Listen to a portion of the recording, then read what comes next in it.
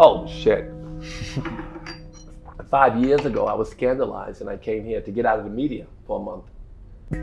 We've spent a lot of time on yoga mats together. I'm always in the Yeah, front I'm row. always in class with you, but yeah. you know what I'm saying? But I've been to your class. I went to your class at Radiantly Alive with your girl there, good looking. Mm-hmm. And I went to your class at Ubud, not Ubud Yoga Center. You know it. The Yoga Bond. I heard your girl fired you from a... No, actually, okay, look, That's true, right? You fired him, right? She did not fire me. I stepped down. We got so... This is cool, right? Because Russell, to stay away from his drama, is now putting it on my drama. I took 9 lie detector tests. I mean, I was a hoe. I actually, I'll give you very quickly. Can you give more context? I think Dr. Fauci's intentions are good.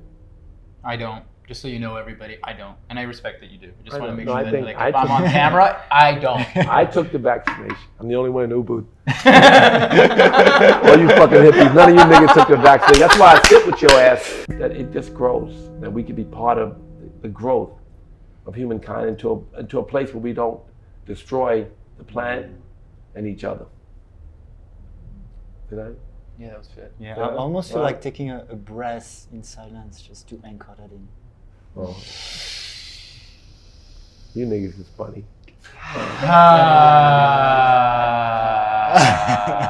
He did this shit in class.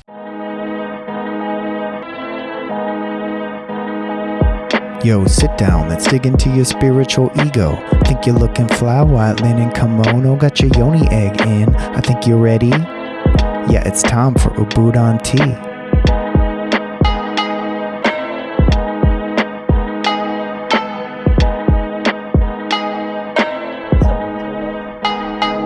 Our banter is about the fact that we have the founder of Def Jam Records in the house today. Do we?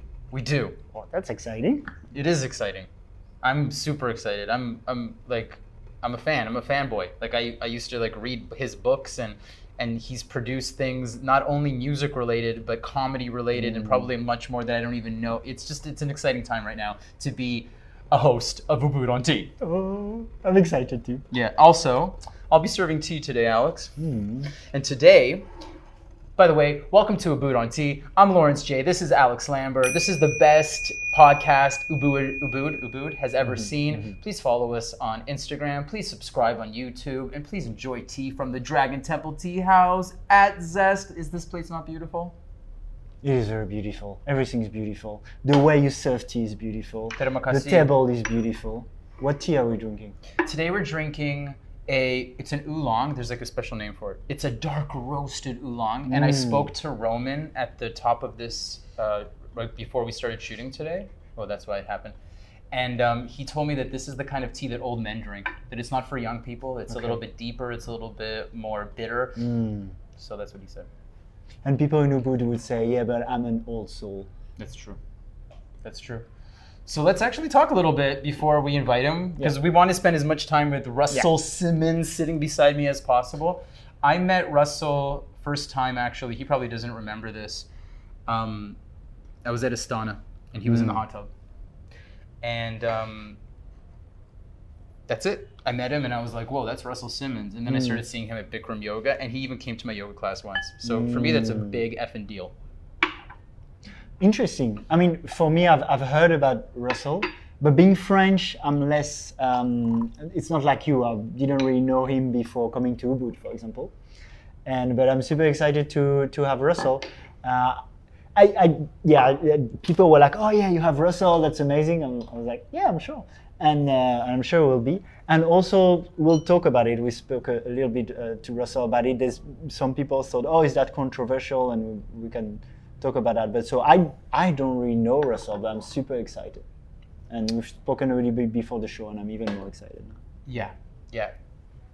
I'm just gonna bring him on. Yeah, let's do it. Okay, ladies and gentlemen, the founder of Def Jam Records, and also somebody who's taken yoga, spirituality, and brought it to urban culture. Can we say that? You can say whatever you like. And also, by the way, I'm gonna quote. I got it.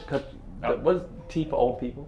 This is Not even me. yeah. Like, why would you that's, say that? That's us. That's us. Hold on, before No, you did that because of me? No, because of No, me. no, because he's a very old soul. Yeah, well, I'm a fucking old person, so I felt a little bit like targeted. Look, I don't think I'm gonna get a That's chance. ageist kind of thing that they did to me just now. I know what to do. I've had people saying you look younger and younger now. Well, I'm older and older. I'm pretty old. I'm gonna quote Jay-Z, and Jay-Z in one of his songs says, actually in one of his most famous songs with Alicia Keys, he says, I will make a Yankee cap more famous than a Yankee can. What are you wearing right now? A Yankee cap. Oh! Are you a Yankee fan? Because every time I see That you... song, he said, catch me like a Simmons in the kitchen cooking pastry. Oh, he's talking about you. No, he's talking about my nieces. We have a company that the Simmons daughters, Angela and Vanessa, had a company that was part of Fat Farm, and pastry were women's sneakers. So when he said that, the sneaker company went from 20 million to 60 million that year because on that song he said what he said. See, new shit, right? Learned something new. Mm-hmm. And DNA. like a kitchen in the Simmons in the kitchen. Also, kitchen cooking refers to crack, but he meant pastry like the sneakers. He's so good. So it meant a lot of things, but it really was Simmons, kitchen, pastry sneakers. Anyway, He is so good. Do you know that? Actually, have you worked with Jay-Z? I signed Jay-Z, Nick. So You know that? He was on Def Jam. I know. I signed Rockefeller. But what does it mean to work with, like, to sign him and work with him? Because that guy doesn't, as far as I know, he doesn't even write down his rhymes. He like. Oh, I didn't produce anything from him, no. So how much? I put time- out his first record was on the Nutty Professor's soundtrack because I produced the movie Nutty Professor with Eddie Murphy. Yes, and I made the soundtrack, and the song "Ain't No Nigga Like the One I Got" was Foxy Brown and Jay-Z. And when I first heard it, I was like, "Who the fuck is she?" Because she was amazing, and he was great, but he was like a Brooklyn Queens rapper, and he was great on the record. But I had heard something similar. I never heard anything like Foxy Brown. So that record went on a Nutty Professor soundtrack. That was his first hit. Then we signed him to Def Jam and Foxy Brown. Anyway, eventually they made Rockefeller Records, which was a Def Jam distributed company. Anyway, let's start with your questions. Ask me shit. Well, you're in Ubud right now. You're sitting in the Dragon Temple Tea House, one of the sexiest, smoothest places in Ubud. And I never sat up here, but I've been here in the audience before. what events have you been to? I've been to tea parties, with Faye and with Kamau, the hip hop tea events that we have here. We've had Nice. Kamau on the show like Oh, few you have had episodes ago. Kamau. Yeah. That's the mayor of Ubud, right? I told him, I said, I like it here. I think I want to move here and live here. This was after I'd been back like 4 times. I said, but I need to find more stuff. I ended up buying into a talent agency, which is all over Asia and also in America now because I opened an office in America. And I wanted to do these things, and so I built all these companies. I'm building a hotel, I'm finishing it. But I said, I want to find something to do. I want to find more work because I love living here, but I'm always motivated to do more work. He said, well, if you want to work, why you move to Ubud? And the most honest question, I said, can't you work from here? I mean, of course, we have digital. We can work from anywhere. But it was the greatest answer, like, you want to work? Why would you move here? So apparently, Kamau don't do a lot of work. He's a DJ. I mean, he's And a he's a lot. poet. Yeah. And he's an artist. And like a lot of artists live here. And, it's minimal work if you just want to survive here. A lot of people can do less. But it inspires me to do more. I do think that Kamau asked a really good question, and since you brought it up, it's a good segue. What are you doing in Ubud? Oh, shit. 5 years ago, I was scandalized, and I came here to get out of the media for a month. And then I went back home, I came back, and about the 5th, 6th time, I said, I might want to live here. And then I started building, my house. And then when my house was finished, I moved in, and I was like, oh, shit. So I have to go back. I just got back from America just now, from New York and LA. And I go back quite often, but I like to consider this my home. This So tea do is we. dope. So do we. Agreed. Yeah, I know you. I see you around. I know this nigga. I've been in your class more than once. I heard your intro. Have you? Yes. All right. I remember one time for sure. We've spent a lot of time on yoga mats together. I'm always in the Yeah, front I'm row. always in at class Kriya. with you, but Yeah. you know what I'm saying? But I've been to your class. I went to your class at Radiantly Alive with your girl there, who's looking. And I went to your class at Ubud, not Ubud Yoga Center. You know it. The You know Yoga it. Barn. Yes, Yoga Barn. You Yeah. have it to my class. So I've been to 2 classes of yours. Yeah. There should be more. I heard your girl fired you from a. No, actually, okay. Look, That's true, right? You fired him, right? She did not fire me. I stepped down. We got so. This is cool, right? Because wanna know why you stepped down. Russell, to stay away from his drama, is now putting it on my drama. Well, no, I didn't stay away. I went home, and after 1 month, and the media calmed down, and after a couple of months, it was like, nobody really gives a fuck about the scandal, although they should, but they really didn't. So, America was great, but I kept coming back here and like falling in love with. Like, I'm 150 years old. I don't need to be. I used to be on the news 2, 3 times a week. I was occupying Wall Street, and I was an activist for so many causes, so many. I still, I tweet about shit, but I used to actually show up and host rallies and do legislation work and all that stuff and lobby but find other ways to serve. I think consciousness. We're lacking in, and I see the left and the right and the polarization. And for me, I don't think that we shouldn't be activists. In fact, I think even as a yogi, you should show up, as much as you can. But when I got scandalized also, I had 5 charities. One of them was a couple of them operated around the world. So, I may go back to work for some of them, but for now, I'm here. And I'm here and I'm building a hotel, which is finishing in a month. And it's a modern health technology hotel, but it's really a school for yogic science. That was its first intention. And then I kept building it. Next thing, it was a 5-star hotel. So to come for 30 days for teacher training might be expensive for some. And so we still have all the shallows. We still intend to teach teachers how to teach people not to suffer, teach training. But we also have built, the other dream, which was the modern technology and health resort.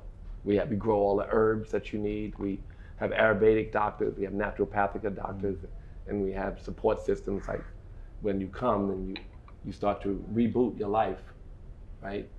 A lot of Americans, you don't call it rehab, but you go to cryotherapy a few times and you do certain things, and the opioid is not so big a problem, right? So you clean yourself up, reboot your life, or optimize, which would be a lot of that. That's called GDAS, G-D-A-S, named by my good friend who died. And I'll tell you a quick story because I think it's worth telling. My dear friend who came here, I used to manage him when he was a kid, and he was a rapper. And the group was Dr. Jekyll and Mr. Hyde, before you were born, son. And Jekyll and Hyde, the lead rapper, was Andre Harrell. And Andre started up there. He worked for me at Def Jam, and he brought me this rapper named Heavy D. Might have heard of him. He checked out too. But Heavy D, they had a song called Mr. Big Stuff. And Def Jam was very loud. Public Enemy, Run DMC was like, our banner acts were really aggressive, loud, almost punk rock. And then here comes Heavy D singing Mr. Big Stuff. I'm like, you gotta get the fuck out of here. And he went and started a company. And his whole company reinvigorated R&B. It was called Uptown Records. He went on to sign Mary J. Blige, and he went on to sign Puffy, and he went on to sign all these things. He created this company. Anyway, Andre came here, and we hung out. And he went back, and like 25 or 30 of my other friends, he died of COVID. People my age, their diet killed them, but COVID attacked. COVID killed them, but their diet allowed it to happen. And so, I even wrote a book about it, I'll tell you. But their diet, you said. Oh yeah, I've written one vegan book, which is out, which is called Happy Vegan. But the other one, Eat to Live a Post-Pandemic Lifestyle. It was inspired by the passing of Andre Harrell. So that's a really recent one. Yes, very recent. Okay. I didn't put the book out yet. Okay. I'm actually taking out a lot of the COVID fear. Sorry, in your pocket it's... Making noise? Yeah, Wait, can you still hear me now? yeah, I'm just gonna put it out. Can you leave this in the podcast? Because the story is good. I may not say it again properly. Sorry guys. Yeah, how was it? Can you keep him in there? Is he on the show? Yeah, now he is. Ladies and gentlemen, Yeah, this is actually, Claudio. Our What up, Claudio? What up, dude? What up? And was it okay, or do we need to repeat the story? It's okay. It was fine. The Okay. story is about Andre, who passed away, and he named it GDAS. Yeah. Because I said, I was in the forest meditating. Niggas in America don't want to hear this shit. I was meditating in the forest, and Krishna came to me and gave me a name, Govinda Dasananda, God's blissful servant. Are you fucking crazy? I'll call you G Das. So G Das is the name of the hotel. Govinda Das, God's servant. But anyway, that's how I got named, because he said, I'm not going to call you Govinda Dasananda. No one's going to call me that, but it's my name. Sometimes when I meditate or when I think of, yoga is a practice of remembering to remember, right? The studies of scripture and the highest self is elusive, but you forget and then you remember, and then maybe you make the right choice because you remember God. So the idea of remembering to remember. So anyway, the name of the hotel is G Das, and it's completing right now. And actually, one thing I'm really interested in having you here is, how did you get into yoga? And you talked about being vegan, because that's not something very ingrained in the culture you're from, being producing the let me tell you how that's changed. First, yes, as a Jivamukti student, Sharon and David from Jivamukti, who are amongst my gurus. Is that the Union Square studio? Yes, yeah, you know that one? Yeah.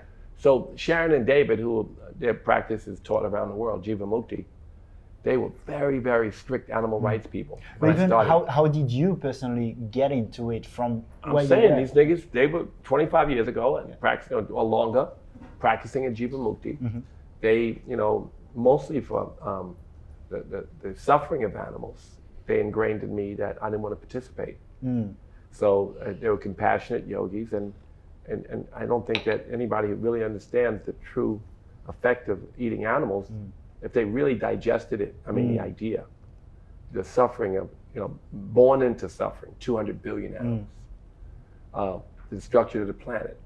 And did you meet the with cancer and the destruction of the human, there's no good reason to eat animals, right? It's mostly, very bad reasons. And when you really internalize it, you would not eat them.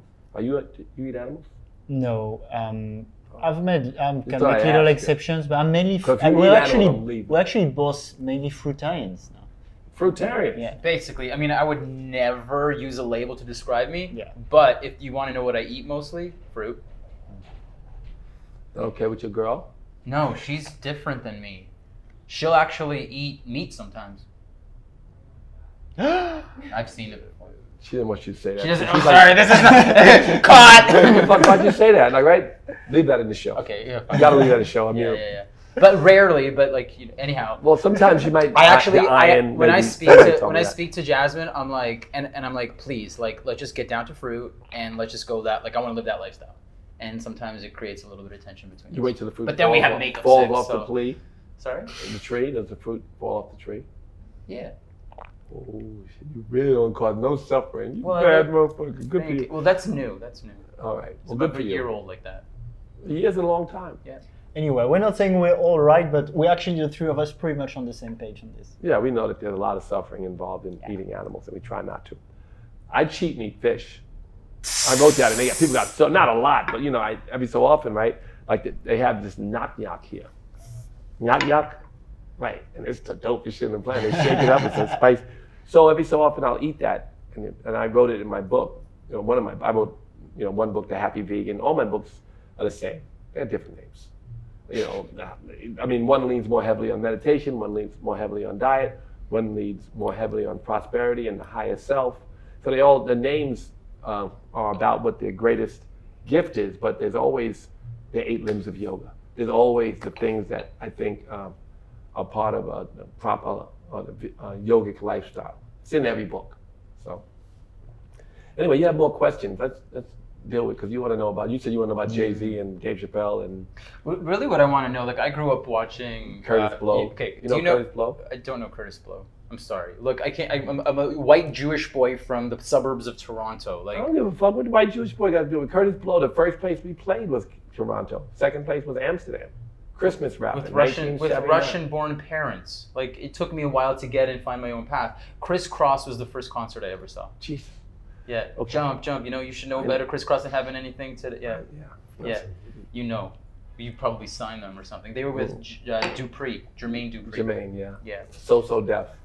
What I really want to know is like, how do you create this life where you create Def Jam Records, Def Comedy, like all the stuff that was in my like instrumental years. So like as I was a teenager, you created all that stuff, or you were at least like you put it together, produced it.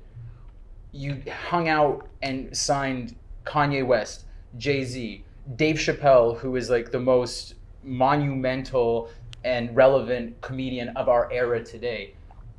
How does that happen? Like, how does a human being create something that is so effective? Being in the right place, being lucky, you know. And also, like my daughter, today I was celebrating her. I wrote something on Instagram about her. She walked in 10 fashion shows, big deal for her. She's 19, finishing Harvard. She's brilliant.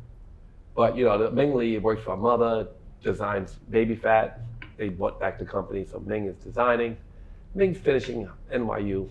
She's a different girl. But Yogi has something, you know, and she had her first experience. I told Ming about the experience. Yogi, no one wanted her to be a model. You're finishing Harvard. Your mother's a model, but you don't got to do that shit. Your mother didn't no one wanted to support her. So my friend got her an agency because the agency she had dropped her. She would just get like social media shit, like Walmart pay a bunch of money to post up because they have millions of followers, these kids, because they're kind of famous. But to be a model, right, this tall, skinny girl walking on the runway like that, why you want to do that? She wanted to do it. And she's been in the media a lot talking about how the Harvard professors don't accept it, that she went to model, but anybody else can go to their job. They don't accept it as a real job.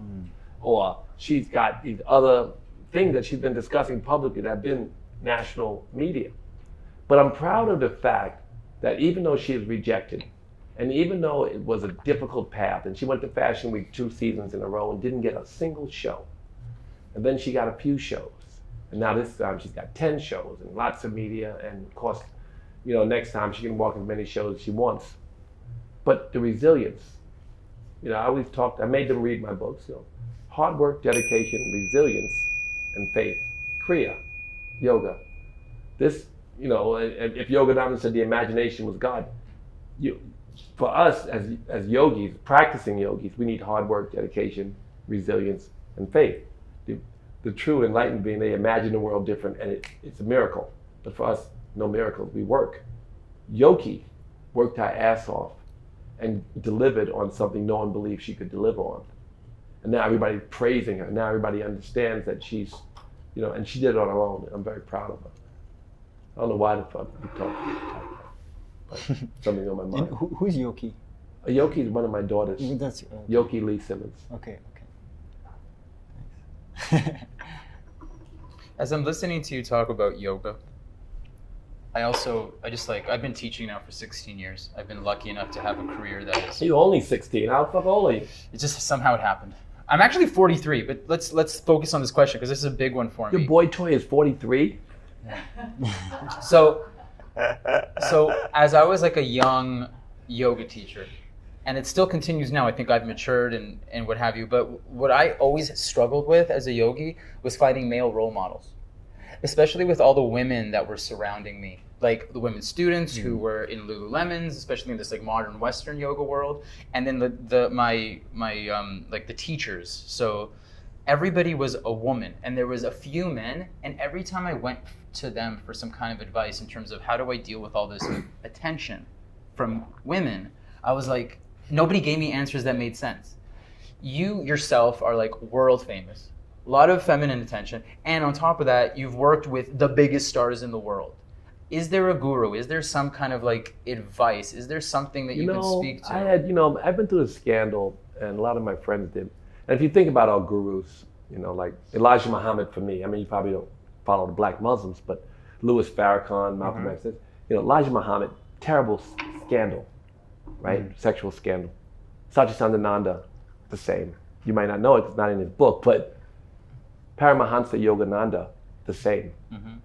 Then my close mentors, Ben Chavis, very famous civil rights activist in America, maybe the most accomplished civil rights activist, who was my mentor in all the civil rights work we did. We did a lot of civil rights work. We got tens of thousands of people out of jail. We changed laws. So Ben and I worked together very closely. He's now the head of the Black Newspaper Association. But anyway, and Steve Ross, who came here with me, you know, Yes, also. And then you think about all the male yoga teachers who had your job. They were doing a story, and they had every single famous male yoga teacher in the story. They canceled the story last minute, but they were all in it. You know, all of the guys you know, every single one of them. You know, so you not take, you know, you see the images of these male yoga teachers, and you know all these MILFs, right? So so that was kind of like the male yoga teacher, just like the fashion photographer, if they were straight. It's a sad reality, you know, but we don't talk about it. But it's their reality. The next generation is a lot more conscious and aware. What do you mean by it was a sad reality? Speaking to what? Well, because it just, you know, think about, and the other guys, they're not my mentors, but Bikram, or think about John Friend. Oh yeah, of course. But then also think about, you know, Astanga, Patabi Joyce. Yeah. All of them have had scandal. Yeah. All of them, because this is the previous generation, right? And moving into this new one, we have people like you, who are conscious and aware and careful, almost, you know, to the point where, you know, it's shifted. It'll shift back to a balance, but the world's changed so much for the better.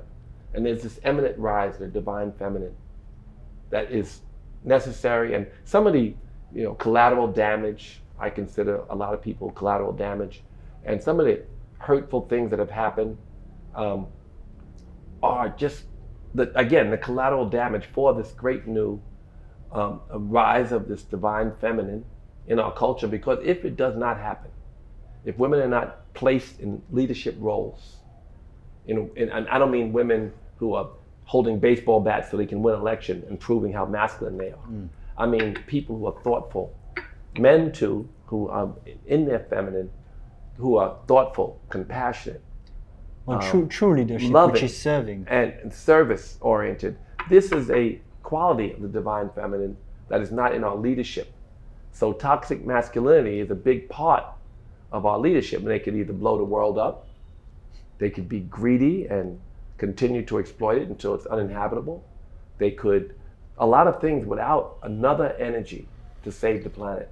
So whether it be Me Too or whether it be any of the movements, you know, it washes out as a newer and better world. And we need to really keep pushing to find ways to include the feminine energy in us and around us. It's a very important and critical part of our future in every country, everywhere. Here, the women are suppressed. We also have to be more inclusive people in general. I mean, there's no place on this planet where dark people aren't exploited. Here, the billboards, you see every Indonesian on the billboard is white, but all the people are brown. And then you see that every product in the store has whitener. The Dutch did a number on the psyche of people here. So white supremacy is all over the world at this moment. And it's hopefully changing some. Because if we're not more inclusive of our women and of people of color and inclusive in general, then one, we could destroy our planet, and two, we would continue to nosedive as we have been in so many ways. So I get that. I'm also feeling like my question was more like, here's like, I'm a guy, a young man. You're a conscious man. Your man is conscious. And I knew how but I also knew how difficult, like it was an obvious thing for me, how difficult it was for me to like keep my head on straight and not give in to the seduction or just like this, like, oh my God, like all this attention. And I was very careful and conscious of that as a teacher when I opened Tantras, but that was like 2015. It wasn't 10 years before that, or 15 years or 20 years before that. I had read stories, even about my Jivamukti hero, like, you know, so many. David, you mean? Well, not David so much as Dacian. Okay. That's Thurman. Yeah, he had been through so much stuff. Like Thurman's brother. Yes, and Ruth, and all of the teachers have been through also scandal, right? So as I went into opening my studio, I said I would be careful and conscious of how I interacted with students. You know, but that was, like you said, that was a new beginning and ushering in a new mindset. So I kind of think for people, like imagine we're talking about apartheid now with the passing of the Queen. So how, if they killed 100 million Africans, can we celebrate? How, if she ushered in apartheid, can we mourn her properly? Mourn any passing of every human being.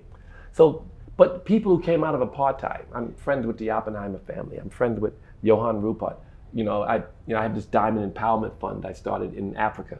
So I see these people, but they had slaves. And when slavery ended, they said, oh, no more slaves. Okay. There's no critique of their past behavior. Unconscious behavior needs to be changed more than it does need to be judged so heavily, right? We don't want to, what do we do? The Queen, Snoop's like, the Queen let me stay in the country when they'll throw me out. But that's the new Queen, she's evolved. And so is Johann Rupert. I met Mandela through Johann Rupert. But his house, the fruits of having been in apartheid still exist. I'm thinking about the driveway, like you drive for like an hour fucking from his gate to his house in South Africa. Not an hour, a long time. So, they still have the fruits of the Queen, and England still has the fruits of having abused so many people of color all over the world. Trillions that they've stolen, and the African continent is destroyed. Wherever there's anything good in Africa has been taken. And any place where they had good stuff, the people are even poorer than the place where they had less good stuff. Right? They had good stuff, the shit under the ground and make cell phones, then you're gonna starve. Find diamonds in your country, you're gonna starve. And where do we They go? take all this stuff and then people starve. Where do we go from there in a productive fashion? As you said, we don't want to especially blame people. So Exactly. how do we make it right now? We keep shifting and growing, and remember what's taught to us in Scripture, and try to act accordingly. There's a lot of unconscious behavior that seem to be normal, and that we know better. Seems like you would know that slavery was wrong, right? Seems like you would know a lot of the things that people participated was wrong. But the new beginnings are always available. And so, look, there's a black woman now who's at the funeral, Queen, whatever her title, princess. What is she? You mean the princess? Yeah. Oh, Yeah. Harry's wife, the girl. I do Yeah. not know her name. I know her. I met I her. have Like no my clue. man used to Yeah. go date her and shit. Like I know her. It'll come, and I hope it doesn't. Good that I said that, right? No, I'm glad that you said it, but she's half, right? She's not. Ain't nobody half nothing. All light-skinned niggas. Some slave owner fucked our parents, grandparents.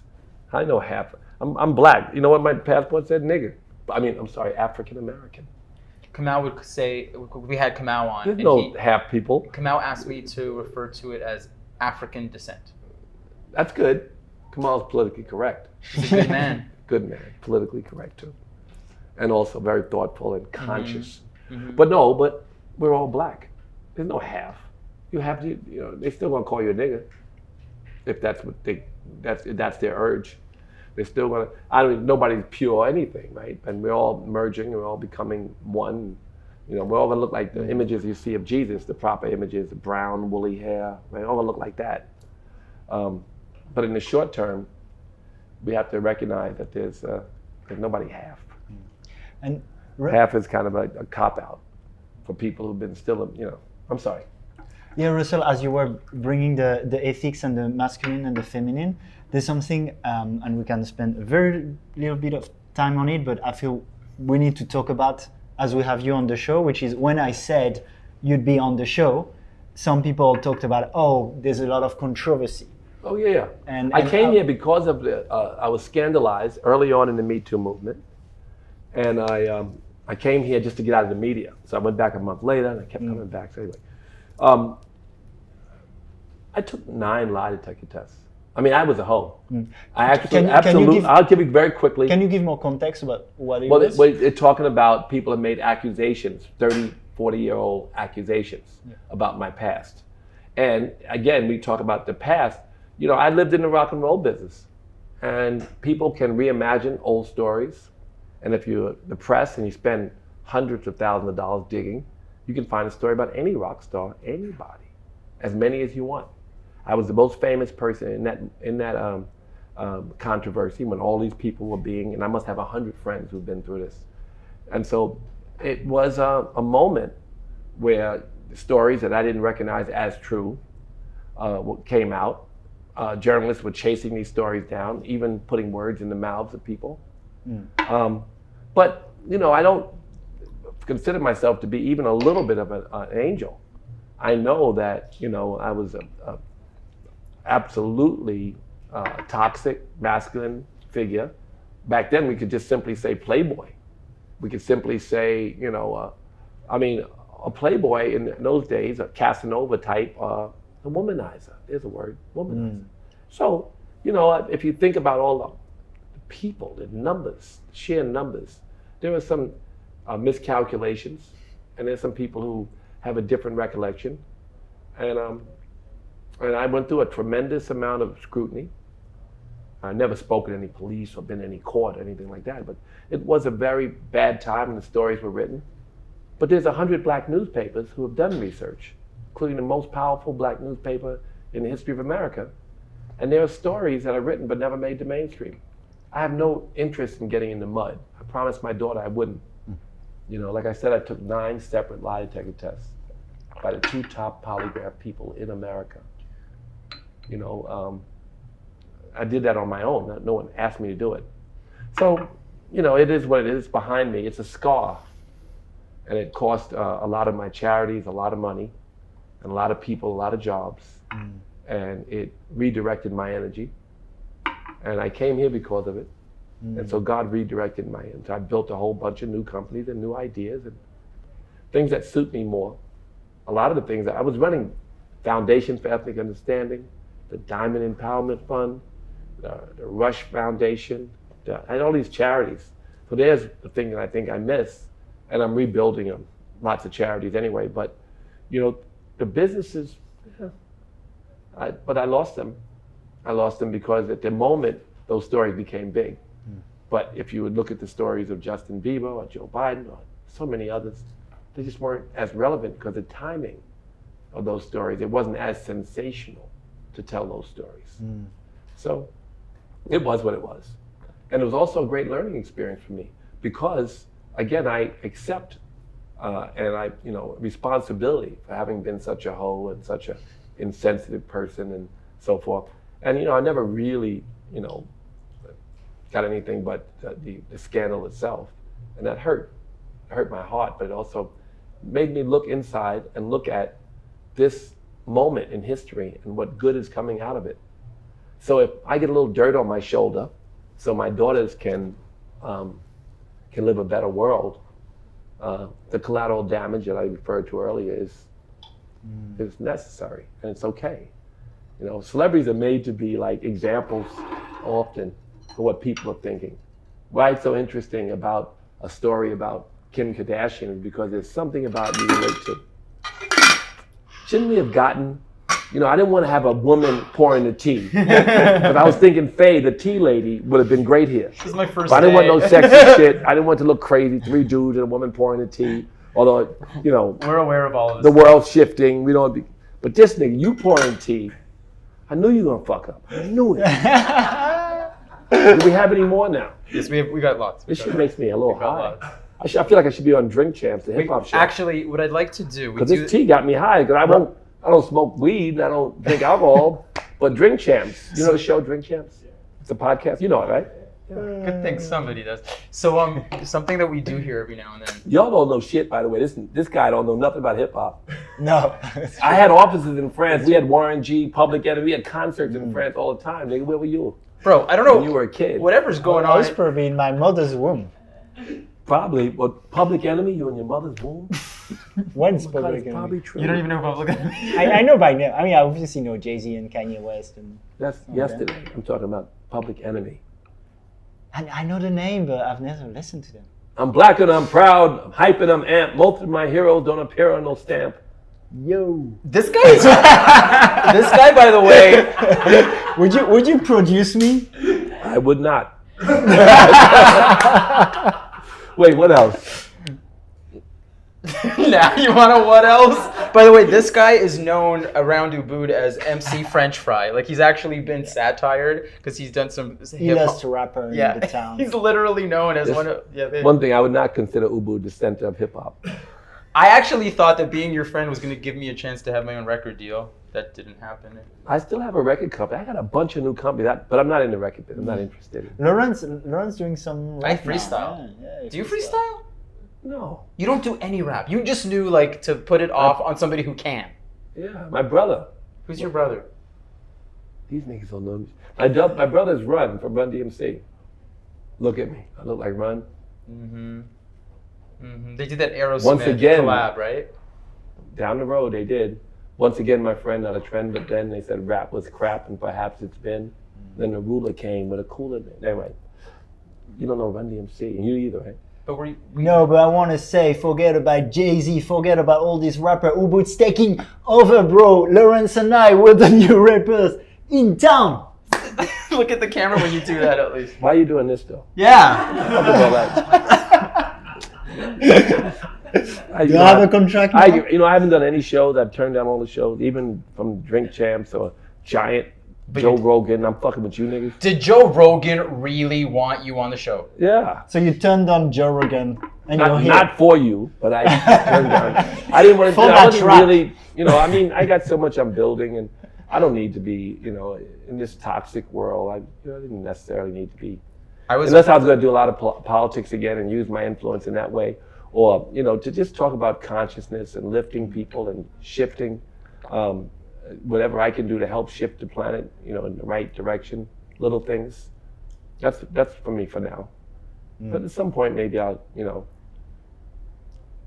Well, actually, let's go into it. I'm super interested, especially coming from the culture you're coming from. Like, how do you feel your influence has been on getting people towards yoga, towards veganism, through your book, through the centers? Well, I was a vegan. I don't know if you realize it. African Americans are 3 times more likely to be vegan than their white counterparts. Why is that? Really? Because they're also 3 times more likely to have diabetes and heart disease and the rest of these other things. So, but because their culture from West Indians, and plus we were very instrumental early in promoting to them this idea. I've been a vegan for at least 25 years, probably longer. And I've been promoting a vegan lifestyle. And not only from a compassion standpoint, obviously from a health standpoint. And where people are suffering, surprised to know that they made these choices. So that's, I think that's something we're very proud of, those who have influence. Jermaine Dupri, a bunch of people followed me early and they got big mouths. And you see Kevin Hart's opening all these vegan restaurants, and Snoop Dogg's helped us with Beyond Meat. I was a big helpful for my friend Ethan in building Beyond Meat. And just these kind of ventures. There's a company called Pharmacy for Life. They're also very into herbal medicine. African Americans way more than everyone else. If you do Instagram, you look at Pharmacy for Life with an F. And they're doing a huge amount. Jadakiss and Styles P. They had a company called Juice for Life, and then they started to make these vitamins, and they were herbal remedies and support systems. And it's just an example of what is in the Black community regarding health. Because it just is, there's deterioration and there's horrible food. There's people who've gone the other way because of it. So that's a big catalyst, all the sickness, right, and disparities. And so there's 8% or 7% of the Black community vegan, and only 2 or 3% in the white community. Oh, wow. Or other than Black community. So that's a pretty interesting statistic. Do you see the same with yoga? No, I don't see that with yoga, but I do see that yoga is, more popular than it was. And there's a woman who I know who comes here and brings people, and she has huge African American in all of the gentrified neighborhoods. She built all these studios, and she has these. But I think the Black community is interested in yoga and consciousness, and a lot of the Christian preachers very heavy into yoga or yogic science. Some of the ideas. Reverend Ike was always, if you know Reverend Ike, he's the most famous Black preacher, was always like a yogi. Talked about consciousness and God inside you rather than some foreign entity. So. I want to This is all really good. Well, But I don't. you said you want to talk about Dave Chappelle. No, but I want to talk. I actually have something else I want to talk Bernie about. Mac, I wanted to talk Chris about Tucker. Oprah because you said you were going to mention Oprah, but I think we've already passed that part of the conversation. Oh, Oprah. Yeah, I want to talk about Oprah because like Chicago, Michael Jordan, I was on a Oprah, show. Obama, You know, I gave Oprah that book, The Power of Now. Wow. And she- Eckhart Tolle, Canadian. I gave her that book, and she said on TV that Goldie Hawn gave her the book. So every time I was on TV, or Helen Hunt or one of them, because when I went to my first yoga class, there was Goldie Hawn and Helen Hunt, and I'm trying to think of the other one, Goldie Hawn, Helen Hunt, Meg, Ryan, and they're all in the class, right? So it was like a very Hollywood kind of class with my teacher, Steve Ross, who came here with me when I I first saw came. him. We chatted. That's right. So, and Steve gave us the book, and I gave it to Oprah. And she said that the other women gave it to her, but I made her read the book. I'm like, you don't want the hip hop dude to give you the book. You keep saying Goldie Hawn because that's your audience, but I gave you the book. So every time I said it, I was on her show each time, promoting one of my books. So you remember when I gave you that book? And she like, and then she edited it out, right? And then finally, the last time I was on there, Success Through Stillness. She had, I remember. I said, no, I made you read it, right? I want to make it clear. The hip hop dude, the black dude who's not your audience, the hip hop dude, gave you the book, not the blonde woman. Not that it mattered, but it was something I kept wondering why she would cut it out. Because it's really a big part of, it's if you're yogis, and I sent her first meditation teacher. I sent, we spread TM a lot of places. So I sent her Bob Roth, who was like the head of the David Lynch Foundation. And I said, same with Ellen DeGeneres and same with, a lot of people, and changed that trajectory of the David Lynch Foundation. Anyway, I gave her first doses of consciousness, and she took Eckhart Tolle and exploded them into the market. And for me even, when Steve Ross gave me the book, I had read the Yoga Sutras and the Bhagavad Gita, and I understood some things, but until I read his stories about full consciousness, his idea of the car accident, presence, the awareness, it didn't ring a bell to me. Yoga Shatav Friti Narodaha. Yoga is cessation of the fluctuation of the mind. Okay, when the mind is quiet, yoga. So you meditate and things get more quiet, but total stillness. That was described to me best, and my understanding of the second sutra was clearest when I read it in Eckhart Tolle's book. So it really related to that, in fact, Oprah, when she first put me on a show for my books I had been on before, a book was called Do You, many years ago. I read that book. You read that book? I read that book, and I remember a story in that book where somebody, I love you in the sense of, you always call yourself, when you're called out, you called out, and somebody saw you on the street eating pizza when you were going around saying you were vegan, and you wrote that story in that book about how somebody called you on eating cheese. Pizza's dope as fuck, but we got great pizza at Zest here. Yeah. No, but Thank you. cashew nut cheese is dope. Yeah. There's so many cheeses. There's so many great gourmet and other vegan cheeses today. So Do You. Do You? Yeah, that book. So Oprah, yeah. So in that book, I took drugs. It's my fault. I took you on. No, I took drugs. I'm bringing you back. I'm bringing you back. I took drugs as a child, and I'm slow, so sometimes so Do You? What was I talking about? The drugs I took? What the fuck you asking? Did you want to talk about the marijuana? Did you want to talk the MDMA? Did you want to? No, not the drugs. We're not talking about the drugs. We're talking about something else, nigga. You just asked me.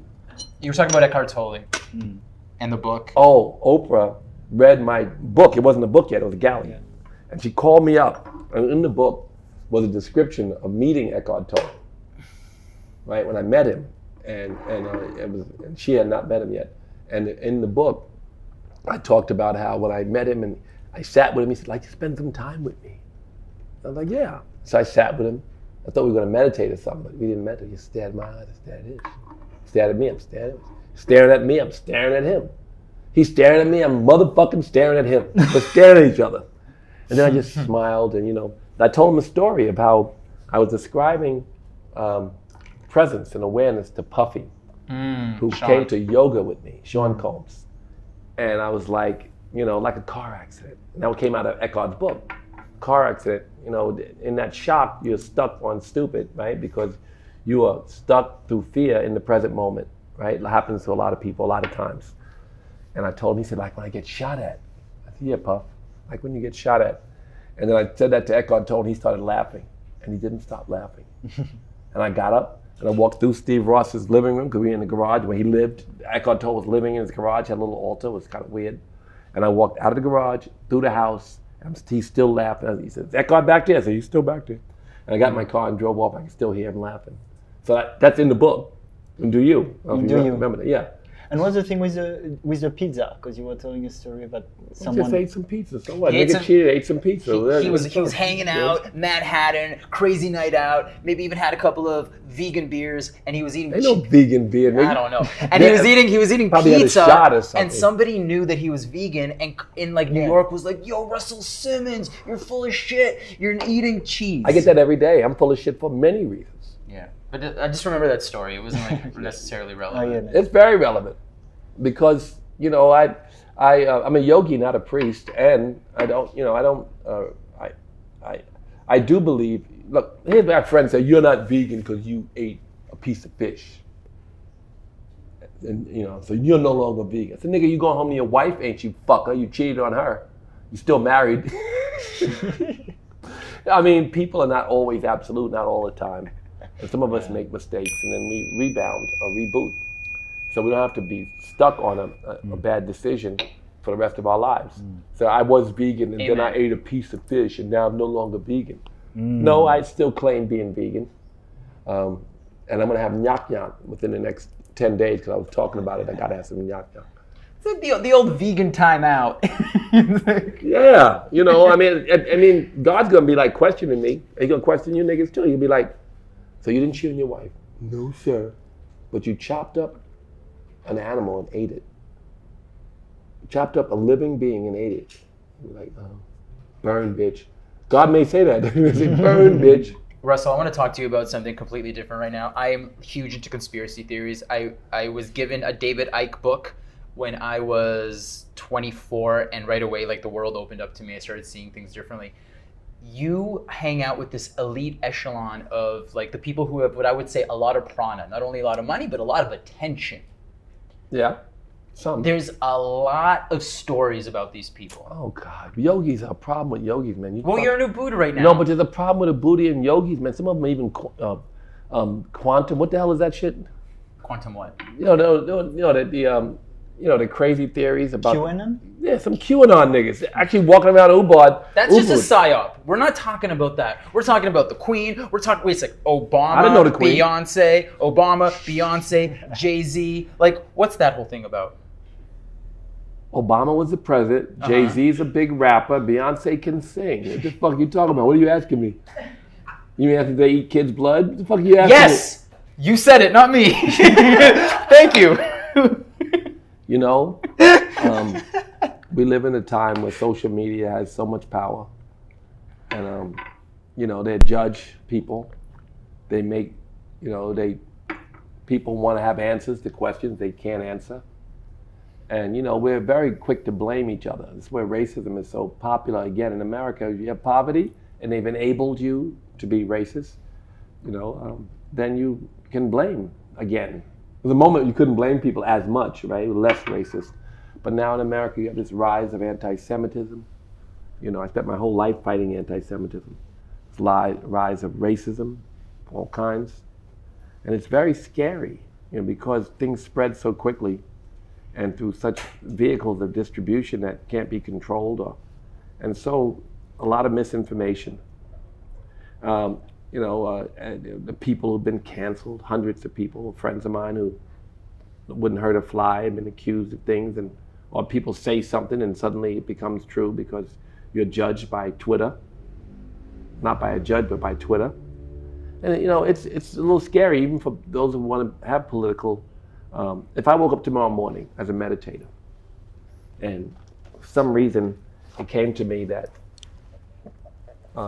people shouldn't have abortion. God whispers to me, no abortion. I'd be destroyed because my gang, the progressives, would attack me and try to just for having an opinion. And opinions today are muffled, and people are afraid to express themselves. And the angriest mob, the loudest, small minority, control the narrative on so many subjects. So a small minority of people could say that Oprah drinks the blood of kids. And then you hear it enough times, you say, maybe Oprah drinks the blood of kids. But it's ludicrous. Not the rapper. It's ludicrous. From And Atlanta. when you say people get cancelled, what do they get cancelled for? Well, Because being I have also- 5 charities, and so many people work for me. In my charities, I got money from corporations. Corporations are scared of scandal. So millions and millions of dollars that I raised for the Diamond Empowerment Fund, for the Rush Foundation, for the Foundation for Ethnic Understanding, for the Hip Hop Summit, I raised millions and millions of dollars on my name. So when I'm scandalized, I can no longer get that money. Also, I led marches, hundreds of thousands of people. I fought the prison industrial complex. I got 10 to 15,000 black people out of jail right away. And over the years, people are not going to jail. Instead, they're going to rehabs, So we changed the law. Prison industrial complex doesn't like that. I was the number 3 most hated person by the NRA at one time. The factory farming industry, I went up against KFC, and we changed, not myself and Peter, but I led the boycott. We changed the way they collect the chickens to machines that are less, so they cause less suffering. So there's many places. My dear friend is Louis Farrakhan, most powerful black leader for the last 50 years in America. He's hated because he tells some truth. They painted him as an anti-Semite, and they painted him as anti-white. Elijah Muhammad was paid at, who he is. You know Elijah Muhammad? You niggas don't know Elijah Muhammad? No. You see the movie Malcolm X? Yes. So Elijah Muhammad from Malcolm X, the guy who they blamed for killing Malcolm X, of course he had nothing to do with it, who took over the Nation of Islam 50 years ago and has run it till now, he called the Million Man March, 1 million people, men. In Washington. Then he called the Million Family March, 2 million people. So he had that power, and they hated it. And when he said about things he said about white supremacy, when Elijah Muhammad said the white man was the devil, he said the collective energy. He said one day we'll all live in harmony, but you need to learn to love yourself before you can integrate properly. So they're not integrationists. It's They funny 'cause- believe in segregation because they wanted black people to grow and learn to love themselves, because white supremacy had done such a number on their psyche. So, although I'm an integrationist, that family and the Nation of Islam is my family. Louis Farrakhan is my second father. He's so hated that every black person who's ever been close to him has been destroyed. I mean, everybody. People who ran the NAACP, destroyed. People who ran the Urban League, destroyed. Congress people, destroyed. So he is hated and marginalized. But my second father, they really can't kill me for that, but I'm just giving an example. I have a few people that feel the reason to hurt me, right? And I think part of the polarization in America makes that even greater. And if you're partly scandalized, they'll dig deep into hurt you if you have opinions and if you have influence. So in America today, people are very afraid to speak about many subjects. And it's interesting because I feel we have a lot of similarities in many ways, and I feel there's also, we might have a different vision of the world on other topics. And it's interesting to hear that from you, because I'm also quite into, at least when you look at pandemic, these kind of things, into looking at alternative narrative, let's say, and I know firsthand that some of the content I was putting was censored also, things that are not going in the way of pharmaceuticals. And so it's interesting to see someone from a very different angle also being not so keen about that censorship and cancel culture. And if anything, the most important is to allow I don't know how to speech. handle social media and people just coming up with narratives and it traveling, and you can't censor it all, and you can't have it free because it's destroying, infrastructures and important things that really, there was a threat, and so we don't know the answer. I think Dr. Fauci's intentions are good. I don't. Just so you know, everybody, I don't, and I respect that you do. I just I want to know. make No, sure I that think like, I if I'm took- on camera, I don't. I took the vaccination. I'm the only one in Ubud. All you fucking hippies, none of you niggas took the vaccine. That's why I sit with your ass, because I'm vaccinated. No, I know, but I took the You said the vaccination. word. That now we might get censored. What, vaccination? Yeah, you I can't took say it. that. I can't say it. I took it. You can say it. You Twice. can't say it on. Just the algorithm are going to be like, Yeah, whoa, they're gonna what be are like- they talking about? Well, you guys, it's all right if you don't take the vaccine. Look, I don't want to talk. I'd love to. I don't really want to talk about. I don't want to give energy Yeah. to this, but what I do want to give energy to. Big issue. I know, and I I don't had want. Deepak Chopra, but I didn't do a lot of shows at all, but I did have a podcast for the fun of it to speak to people who I love, and Deepak, one of my dear friends. So I interviewed him early, and he's like, the vaccines save millions and millions of Indians. Not this particular one, but in general, he says, I believe in the vaccine, right? I mean, there's not that much money in vaccines. Are you on? We're not. No. Billions is not that much money. No. I mean, for the economies, the people who had to participate in the conspiracy you're referring to didn't make that much money. Only the pharmaceutical companies made Yes. that much money. Yes. So the president didn't make that money, right? Well, there might be No, some no. interest. I don't believe it. So, it's like Donald Trump. He was a dear friend of mine before he ran for president, Oh wow. right? But, I never thought he could run for president. Our friendship ended when he ran, and I said publicly that, I'd rather Kim Kardashian be president. Which would be a good president. I actually thought that Kanye and Kim were going to run together. Why not? Donald Trump won. Why wouldn't that happen in your country? My cousin, don't fucking make it like it's... Well, no. Why is that not a thing? Like, why are you looking at me like what? Like, Donald Trump ran for president and won. That's my point. Joe When he Biden. ran- And Joe Biden won, right? Come on. Why wouldn't it make No, sense Joe that Biden's Kim... a lifetime politician, so he's part of a party and does what the party says, and he's kind of conservative, and Lifetime is the word. Yeah, lifetime for sure. lifetime politician. He didn't really done shit his whole life, but he did some stuff that was really pretty against what he's promoting today. But the reality is, the American system is pretty fucked up. It's all. I was very heavy in Occupy Wall Street. I actually brought a bill to the floor to get public funding for politicians in Congress. Dennis Kucinich died, got him fired after 30 years. So I spoke at the Black Caucus, I spoke at the Creative Caucus, I spoke at the Democratic Caucus, I spoke at all of those places and promoted all because of Occupy Wall Street. There was a minute where people were talking about getting politicians funded by things other than corporations.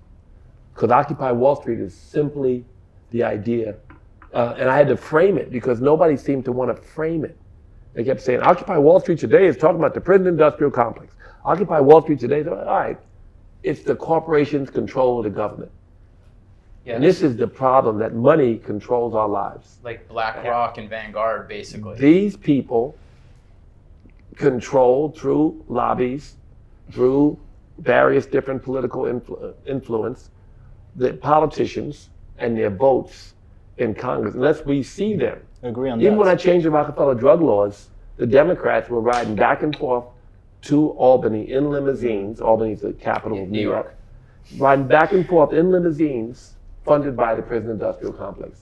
Even as they marched, because Democrats were supposed to change the law, they were still very not so interested in really changing anything. Well, that's and what when we had the whole big thing about for Occupy Wall Street and the idea that we would change the world by having the government fund those politicians who got close enough to office, and therefore taking business out of the control factor. Everyone in Congress, even Nancy Pelosi, who stood next to me when I spoke, said that's important. They didn't want that shit because the reason that they are lifetime in Congress, 30 years, 25 years, the reason they're there, because the same money that put them there the first time continues to fund them. Whether it's the prison industrial complex or the war machines, all the military industrial complex, pharmaceutical. or pharmaceutical companies.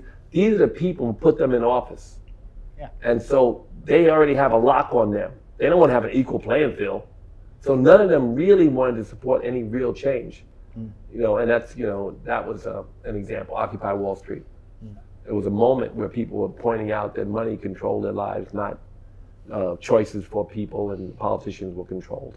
There's a lot of those kind of beautiful moments that happen and then they turn into something else. I mean, we had it in Canada with the convoy that happened earlier this year when the truckers went to Ottawa because they were unhappy with the way that Justin Trudeau treated Canadians and so on and so forth. Mm-hmm. There's a lot of those moments where it starts out good and then it like trails into another news story. Am I gonna sleep, man? This shit got a lot of caffeine in it. No, you probably. Well, don't worry. We got a early. Let's do a 7:30 Bikram class. I'm not tomorrow. staying awake till 7:30 tomorrow, nigga. I'm just asking you how much caffeine is in this tea. There's the good thing about tea, what we learned in tea school, is that it's complex, which means it not only has caffeine, but it has other kinds of things that will What also the fuck you relax talking you. about, nigga? Am I gonna sleep? I have another question for you. This question is. He's high on tea already. Yeah.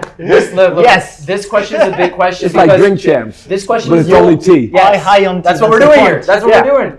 I have a question for you. Cheeking fast and everything. This nigga's nervous and he's gonna. I'm not nervous. No I'm one's like I'm nervous. excited. No one's on caffeine here. No one's nervous. It's okay. It's all okay. So my question, because like based on this conversation we just had, but you're like deep into the hip hop world, and there have been things that I've read about governments and different kind of people getting together, asking for the music industry to start to direct culture by using words and even using different frequencies to take the youth, whether they be the white youth or the black youth or whatever youth, and guide them in a specific direction. You're specifically in that industry. I've heard this many times. I've heard hip hop people talk about it. Is there any truth to it? You know, unfortunately, the sad realities that we live in our poetry, are in our paintings, and in our art, more than they are everywhere else, because it's not politically correct to say or do the things that we really live with every day, that we stomach and digest, and part of our culture. So when people talk about violence or talk about, you know, because rap covers all subjects from Jesus walks to gang behavior. It's a truth, and you know, like the stuff that a comedian will say is shocking because it's what they're thinking. Artists throughout history have always expressed things that the mainstream wouldn't digest but lived with. Always. Why you keep pouring tea on the table, nigga? It's part of the whole. It's the whole thing. I'm listening to you though. So artists, that's their job. Their job is to express what's on our minds and what we live with, so that we can maybe fix it or understand it, or really, you know, whether it, you know, the homophobia that exists in our communities, or anti-Semitism, or the racism, or any of that stuff. Some of that stuff comes out, and you're like, wow, where'd that come from? It came from our culture and our reality. In some cases, you know, like, you know, they're not saying things no one. That's why people buy their music. Their music is what's on the minds of the people. My question is different. My question specifically is this corporate culture, the government, and maybe even the They're not music controlling industry, rappers, no. do they coerce musicians No. to say or sing about things to guide culture in a specific direction? I remember producing the South Central Cartel, or being executive producer, and they had an album called In Gats We Trust. Gats, guns. And they were gang members. I said, well, you gotta explain what that means. I, as a person who was close to them, was able to say, explain it. So we don't trust the police.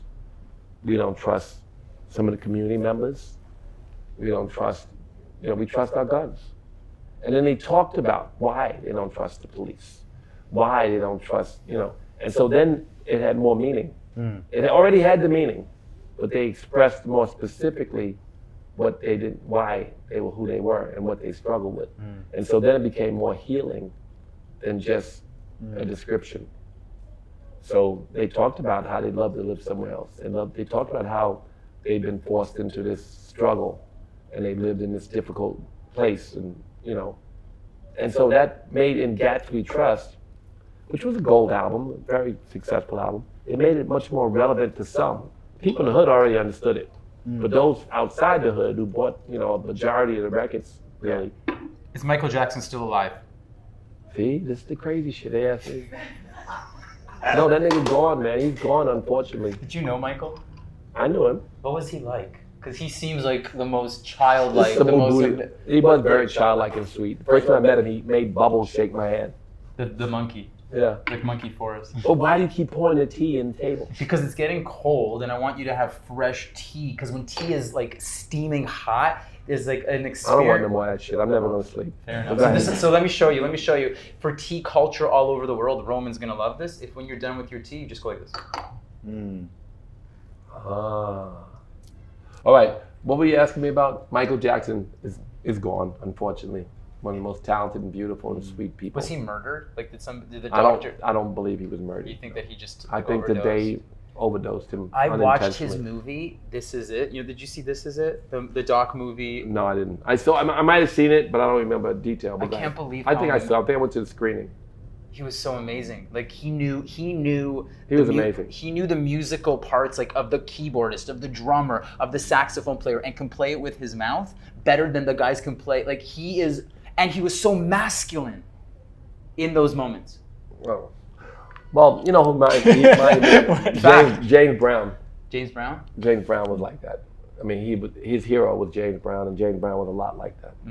Also. But what else? Any more conspiracy shit? Any more No. crazy- Well, this might be conspiracy, and then we can close this episode because it's been so good. We didn't talk about any of the artists you want to talk about, or any Wait of a the second. things, deaf Did- comedy or deaf poetry, or we didn't talk about so much shit. We could keep talking.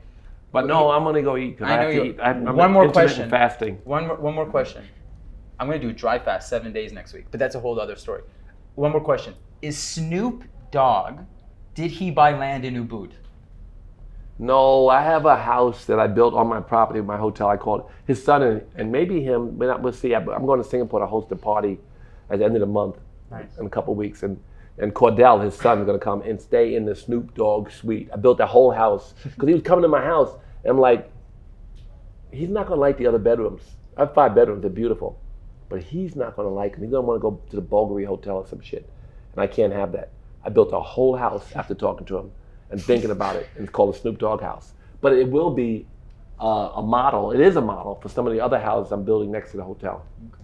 So the Snoop Dogg house is my house.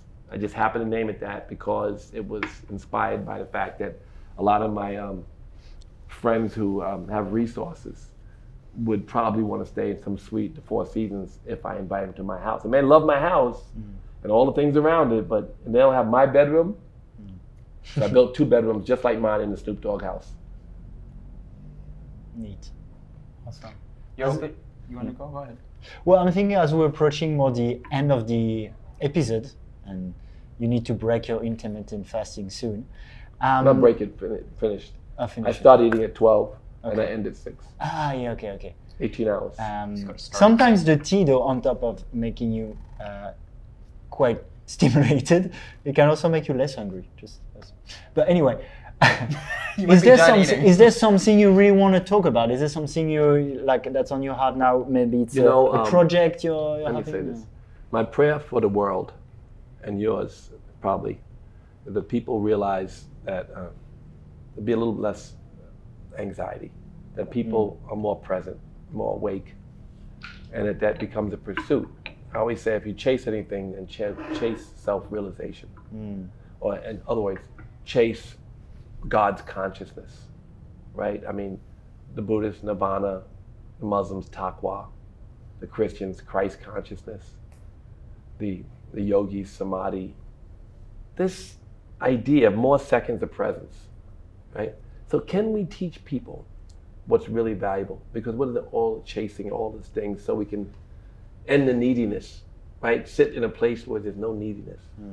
So I want people to have that as a mantra. Give people a path, but give them a result. What do you want? I want to be happy, right? Happiness is from presence. When you resolve the neediness, right? So people have to just get these basic, simple ideas that are taught in Christianity and Buddhism, and they should know what the end result is. The end result is God's consciousness or self-realization. So if we can get more people, like in Ubud, this is yoga and vegan Disneyland, right? Yeah, totally. People are here all chasing the self, right? If not chase anything at all, it should be the self, but they're more inclined to do self-study and be more self-aware. So I'm praying that that's what, this nucleus, your podcast, all the work that's being done, not only here, but in all places, where people are teaching these subjects, that it just grows, that we can be part of the growth of humankind into a place where we don't destroy the planet and each other. Did I? Yeah, that was fit. Yeah, Yeah, I almost feel right. like taking a breath in silence just to anchor that in. Oh. You niggas is funny.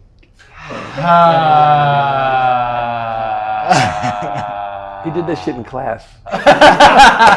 When you taught, you did that.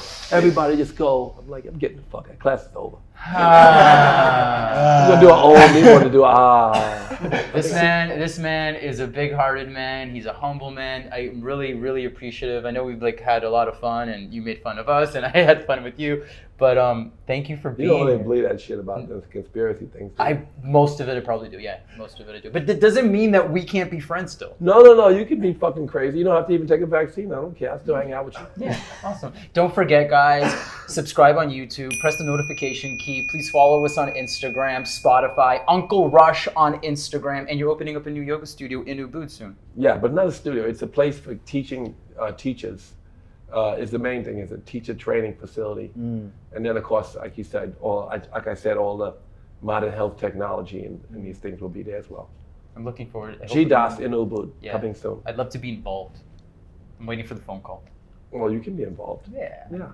Yeah. Oh. Oh. Thank you. Shanti, shanti. Thank you so much. Thank you so much. I just want to say thank you, Claudio. Thank you, Skip. Thank you, Jasmine. You better thank your Stephanie. girl. You're Jasmine. You better thank Jasmine. I love this woman. Thank you, Fareed. Jasmine, your boy toy is 42. I didn't know that. I thought he was like 28. I thought he was like you had a Thank you, young guy. Fabri. Yeah. Awesome, everybody. Have a beautiful, beautiful, whatever day, night, morning. We'll see you soon. Peace. Peace. Peace.